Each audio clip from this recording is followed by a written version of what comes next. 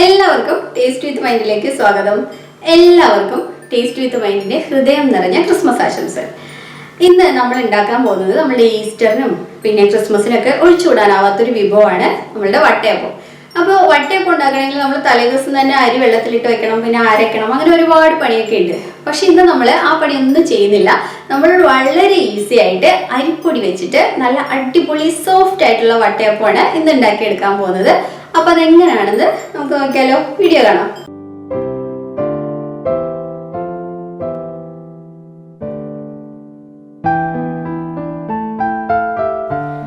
വളരെ സോഫ്റ്റ് ആയിട്ടുള്ള ഈ വട്ടയപ്പം ഉണ്ടാക്കാനായിട്ട് ഞാനിവിടെ ഒരു 1/4 കപ്പ് പാലെടുത്ത് വെച്ചിട്ടുണ്ട്. ഇത് ചെറിയ ചൂടുള്ള പാലാണ് കേട്ടോ. ഇതിലോട്ട് ഞാൻ 1 ടീസ്പൂണ് ഈസ്റ്റ് ഇട്ട് കൊടുക്കുകയാണ്. ഈ ഈസ്റ്റ് പെട്ടെന്ന് തന്നെ ആക്ടിവേറ്റ് ആയിട്ട് കിട്ടാൻ വേണ്ടിയിട്ട് നമുക്ക് 1 ടീസ്പൂണ് പഞ്ചസാര കൂടെ ഇതിനകത്തോട്ട് ചേർത്ത് കൊടുക്കാം. ഇനി ഇത് നന്നായിട്ടൊന്ന് ഇളക്കി യോജിപ്പിക്കണം. അതുപോലെ തന്നെ പാലെടുക്കുമ്പോൾ ഒരുപാട് ചൂടാകരുത്, ഒരു ലൈറ്റായിട്ടുള്ള ചൂടുള്ള പാൽ വേണം കേട്ടോ നിങ്ങൾ എടുക്കാൻ വേണ്ടിയിട്ട്. അപ്പോൾ ഇത് നന്നായിട്ടൊന്ന് ഇളക്കി യോജിപ്പിച്ചതിന് ശേഷം നമുക്കിതൊന്ന് മാറ്റി വയ്ക്കാം.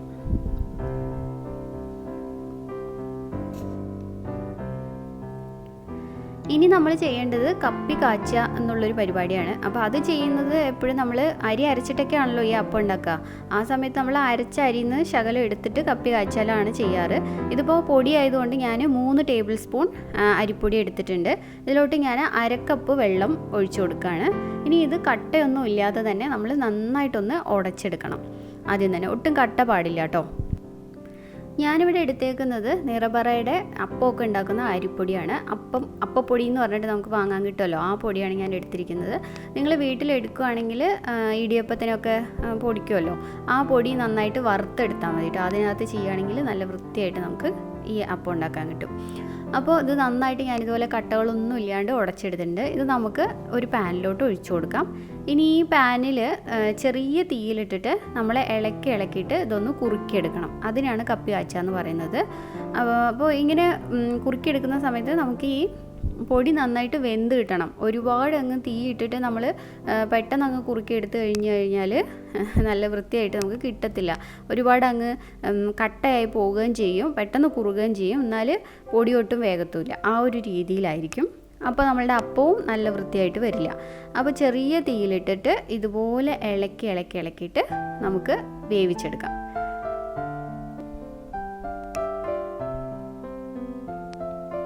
ഇപ്പോൾ ഇതേ ചെറുതായിട്ടൊന്ന് കുറുകാൻ തുടങ്ങിയിട്ടുണ്ട്. കാണുമ്പോൾ നിങ്ങൾക്ക് മനസ്സിലാവുന്നുണ്ടാവും, ചെറുതായിട്ടൊന്ന് കുറുകി വന്നിട്ടുണ്ട്.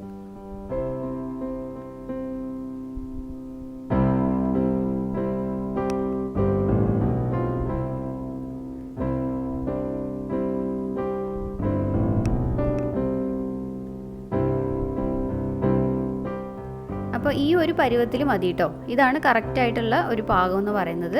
ഇനിയും നമ്മൾ ഒരുപാട് കുറുക്കി കഴിയുമ്പോൾ അത് ഒരുപാട് കട്ടയായി പോകും. അത് കാരണം ഇത്രയും മതി. ഇനി ഇത് നമുക്ക് ചൂടാറാൻ വേണ്ടിയിട്ട് വേറൊരു പാത്രത്തിലോട്ട് മാറ്റി വയ്ക്കണം.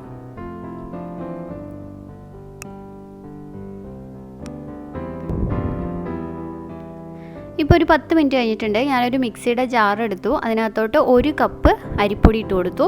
നമ്മൾ കപ്പി കാച്ചി അതേ പൊടി തന്നെയാണ്. അതിനകത്തോട്ട് ഒരു 1/4 കപ്പ് തേങ്ങ ഇട്ട് കൊടുത്തിട്ടുണ്ട്. അപ്പോൾ തേങ്ങ ഒരുപാട് വേണമെന്നുള്ളവർ ഇട്ടോളൂ, എന്നാലും ഒരു തേങ്ങയുടെ കുത്ത് വരും. അതുകൊണ്ടാണ് ഞാനൊരു 1/4 കപ്പ് മാത്രം എടുത്തത്. ഇനി നമ്മൾ നേരത്തെ ഈസ്റ്റ് പാലിലിട്ട് വെച്ചിട്ടുണ്ടായിരുന്നല്ലോ, അതിപ്പോൾ നന്നായി ആക്ടിവേറ്റ് ആയിട്ട് ഇത് എങ്ങനെ ഇരിക്കുന്നുണ്ട്. ഇതുകൂടെ നമുക്ക് ഇതിനകത്തോട്ട് ഒഴിച്ചു കൊടുക്കാം.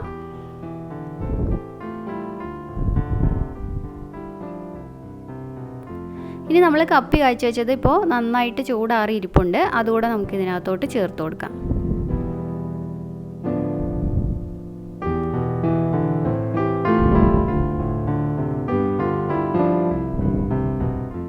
ഇനി നമുക്ക് ആവശ്യത്തിനുള്ള കുറച്ച് ഉപ്പും പിന്നെ ഞാനൊരു 4 ടേബിൾ സ്പൂൺ പഞ്ചസാര ഇട്ട് കൊടുക്കുന്നുണ്ട്. മധുരമൊക്കെ നിങ്ങളുടെ ഇഷ്ടത്തിനനുസരിച്ച് നിങ്ങൾക്ക് ഇടാം കേട്ടോ. ഞാനൊരു 4 ടേബിൾ സ്പൂണാണ് പഞ്ചസാര ഇടുന്നത്. ഇനി വേണ്ടത് ഒരു 100 ml മിൽക്ക്, അതായത് തേങ്ങാപ്പാൽ. അപ്പോൾ തേങ്ങാപ്പാൽ 100 ml കറക്റ്റായിട്ടുള്ള അളവൊന്നുമില്ല, കുറച്ച് അധികം തന്നെ എടുത്ത് വെച്ചോളൂ. നമുക്ക് എത്രയാണെന്ന് വെച്ചാൽ ഒഴിച്ച് അരച്ച് നോക്കാം. ഒരുപാട് വെള്ളം പോലെ അരയ്ക്കരുത് കേട്ടോ. ഈ ഒരു പരുവത്തിൽ വേണം നമ്മൾ അരച്ചെടുക്കാനായിട്ട്. അതായത് ദോശയൊക്കെ ചുടുന്ന സമയത്ത് നമ്മൾ അരയ്ക്കുമല്ലോ, അതിന് അതുപോലെ തന്നെ, പക്ഷേ ശകലം കൂടെ കുറച്ചൊന്ന് വെള്ളം പോലെ ആയിരിക്കണം, അത്രേ ഉള്ളൂ. ഇനി നമുക്കിത് കൈ വെച്ച് നന്നായിട്ടൊന്ന് ഇളക്കി കൊടുക്കുക. അപ്പോൾ നന്നായിട്ട് പുളിച്ച് കിട്ടും. അതിന് വേണ്ടിയിട്ടാണ് ഇതുപോലെ കൈ വെച്ചൊന്ന് ഇളക്കുന്നത്. കണ്ടോ, ഈ ഒരു ബാറ്റർ ഈ ഒരു കൺസിസ്റ്റൻസിയിൽ വേണം ഇരിക്കാൻ വേണ്ടിയിട്ട്. ഇനി നമുക്കിത് ഒരു 2 മണിക്കൂറെങ്കിലും പുളിക്കാൻ വേണ്ടിയിട്ട് മാറ്റി വെക്കണം കേട്ടോ. അപ്പോൾ അടച്ചിട്ട് നമുക്കൊരു 2 മണിക്കൂർ ഇതൊന്ന് മാറ്റി വയ്ക്കാം.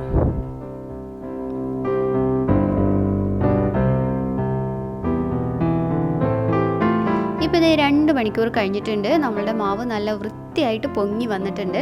നല്ല അടിപൊളിയായിട്ട് പൊങ്ങി കിട്ടിയിട്ടുണ്ട് കേട്ടോ. അപ്പോൾ നമ്മൾ ദോശയ്ക്ക് ഇഡലിക്കൊക്കെ ഇളക്കുന്ന പോലെ മൊത്തത്തിൽ ഇങ്ങനെ ഇട്ട് ഇളക്കരുത്. ഞാനിത് നിങ്ങൾക്ക് കാണിക്കാൻ വേണ്ടി മാത്രം ഒരു അല്പം ഇങ്ങനെ എടുക്കുകയാണ്. അപ്പോൾ ഇനി ഇത് നമ്മൾ ഒരു പാത്രത്തിലോട്ട് ഒഴിച്ചു കൊടുക്കാം. ഞാനിവിടെ എടുത്തിരിക്കുന്നത് കേക്ക് ഉണ്ടാക്കുന്ന ഒരു ടിന്നാണ്. നിങ്ങളുടെ കയ്യിൽ ഇതില്ല എന്നുണ്ടെങ്കിൽ ഒരു സ്റ്റീൽ പാത്രമോ അല്ലെങ്കിൽ നമ്മളുടെ കിണ്ണോ അങ്ങനെ എന്തെങ്കിലുമൊക്കെ യൂസ് ചെയ്യാം കേട്ടോ. അപ്പോൾ അടിഭാഗത്ത് ഒട്ടിപ്പിടിക്കാതിരിക്കാൻ വേണ്ടിയിട്ട് ഞാനൊരല്പം എണ്ണ തേച്ച് കൊടുക്കുകയാണ് പാത്രത്തിനകത്തോട്ട്. ഇനി നമുക്ക് ഈ മാവിൻ്റെ മേൽഭാഗത്തുനിന്ന് ഇതുപോലെ കോരി എടുത്തിട്ട് നടുവിലോട്ട് ഒഴിച്ചു കൊടുക്കണം. എപ്പോഴും ഇതുപോലെ തന്നെ ഒഴിക്കാൻ ശ്രദ്ധിക്കുക കേട്ടോ. ആ പൊന്തി വന്നിട്ടുള്ള പുളിച്ച് പൊന്തിയിട്ടുള്ള സംഭവമൊക്കെ നമ്മൾ ആദ്യമായിട്ട് ഇങ്ങനെ കോരിയെടുത്ത് ഒഴിക്കണം. എങ്കിലേ നമ്മളുടെ അപ്പം നല്ല സോഫ്റ്റ് ആയിട്ട് കിട്ടുള്ളൂ. ഇനി ഞാൻ ഇതൊന്ന് വേവിച്ചെടുക്കാൻ പോവാണ്. അപ്പോൾ എൻ്റെ കയ്യിൽ വലിയ ഇഡ്ഡലി പാത്രം ഇല്ല, അതുകൊണ്ട് ഞാനൊരു പഴയ നോൺ സ്റ്റിക്കിൻ്റെ പാത്രത്തിനകത്ത് വെള്ളം വെച്ചിട്ട് അതിൻ്റെ മുകളിൽ ഇതുപോലൊരു സ്ട്രെയിനർ വെച്ച് കൊടുക്കുകയാണ്. അപ്പോൾ ഇതിനകത്ത് പെട്ടെന്ന് ആവിയൊക്കെ കയറിയിട്ട് പെട്ടെന്ന് തന്നെ വെന്ത് കിട്ടും. അപ്പോൾ നമുക്ക് നമ്മളുടെ അപ്പത്തിൻ്റെ ബാറ്ററി ഇതിനകത്തോട്ട് വെച്ച് കൊടുക്കാം. ഇനി ഇത് ഒന്ന് മൂടി വെച്ച് കൊടുക്കണം. അപ്പോൾ ഞാൻ ഈ ബാറ്ററും ഒന്ന് മൂടി വയ്ക്കുന്നുണ്ട്, അതുപോലെ സ്ട്രെയിനറും ഒന്ന് മൂടി വയ്ക്കുന്നുണ്ട് കേട്ടോ. ഇനി നമുക്കൊരു 20 മിനിറ്റ് കഴിഞ്ഞിട്ട് ഇതൊന്ന് തുറന്ന് നോക്കാം. ഇപ്പോൾ ഒരു 20 മിനിറ്റ് കഴിഞ്ഞു. നമുക്കിതൊന്ന് തുറന്ന് നോക്കാം. തീ വെക്കുമ്പോൾ എപ്പോഴും മീഡിയം തീയിൽ തന്നെ വെക്കണം കേട്ടോ. അപ്പോൾ ഇതേ നമ്മളുടെ അപ്പം ആയിട്ടുണ്ടെന്ന് തോന്നുന്നു. നമുക്കൊന്ന് കുത്തി നോക്കാം. ഞാനിപ്പോൾ ഒരു ടൂത്ത് പിക്ക് വെച്ചിട്ട് സൈഡിലും നടുക്കും ഒക്കെ ഒന്ന് കുത്തി നോക്കുകയാണ്. അപ്പോൾ ഒട്ടുന്നൊന്നുമില്ല, കറക്റ്റായിട്ട് ആയിട്ടുണ്ട് നമ്മളുടെ അപ്പം. നമുക്കിത് ഒന്നെടുത്ത് മാറ്റി വയ്ക്കാം. ഞാനാണെങ്കിൽ അപ്പത്തിന് ഡെക്കറേറ്റ് ചെയ്ത് കൊടുക്കാൻ മറന്നുപോയി. നമ്മളെപ്പോഴും അടുപ്പിൽ വെച്ച് 2 മിനിറ്റ് കഴിഞ്ഞ ശേഷമാണ് നമ്മൾ ഡെക്കറേറ്റ് ചെയ്ത് കൊടുക്കാറ്. അപ്പം ഞാൻ ചൂടാറുന്നതിന് മുൻപ് ഒരല്പം മുന്തിരി ഉണ്ടല്ലോ, നമ്മളുടെ ഉണക്കമുന്തിരി, അതൊന്ന് വെച്ച് കൊടുക്കുകയാണ് കേട്ടോ. നിങ്ങളെപ്പോഴും മാവ് അടുപ്പിൽ വെക്കുമ്പോൾ അങ്ങനെ വെച്ചോളൂ. ഇപ്പോൾ ഒരു 10-15 മിനിറ്റ് കഴിഞ്ഞിട്ടുണ്ട്. ചൂടൊക്കെ ആറി അപ്പം നല്ല അടിപൊളിയായിട്ട് ഇരിപ്പുണ്ട്. അപ്പോൾ ഞാനൊരു സ്പൂണിൻ്റെ ബാക്ക് വശം വെച്ചിട്ട് ഞാനിതൊന്ന് ഇളക്കി കൊടുക്കുകയാണ്. ഇനി ഇത് നമുക്കൊരു പ്ലേറ്റിലോട്ട് മാറ്റാം.